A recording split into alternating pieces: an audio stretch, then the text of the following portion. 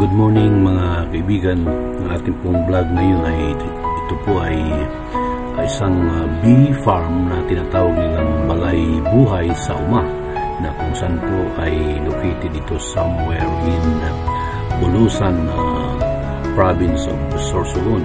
Mga kaibigan, tayo po ay napunta rito para po natin makita kung paano po ang tinatawag nilang bee farm, at makita po natin kung ano po itong nandito sa loob ng bee farm, na kung saan nga po ay ito po ay ating titingnan. Mga kaibigan, napakaganda po ang lugar na ito, at isa ito sa mga tourist attraction dito po sa bayan ng Bulusan, dito po sa Sorsogon.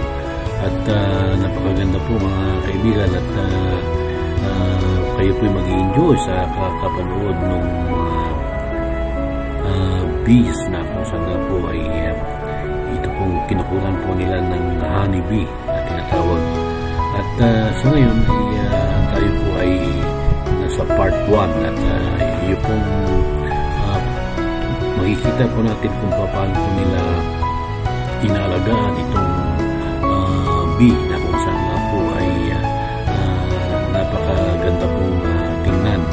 At ito ngayon mga kaibigan ay tayo po ay nasa entrance, at may entrance po ito, ngunit kaya po naman, at ito po ay para lamang makita natin, may experiensya, at tayo po ay makapanood kung paano po makita natin yung tinatawag ng bee farm.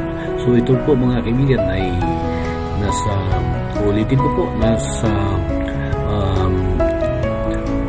bayan ng Bulusan, dito po sa lalawigan ng Sorsogon.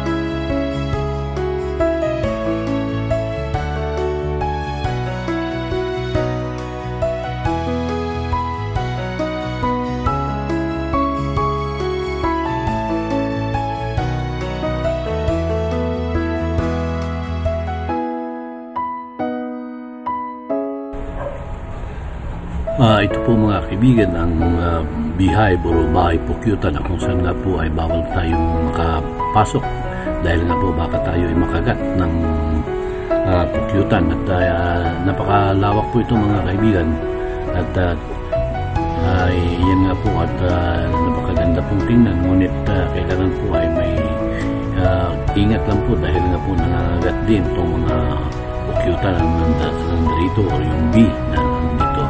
So kailangan hindi po natin sila disturbuhin para hindi po sila mabulabog.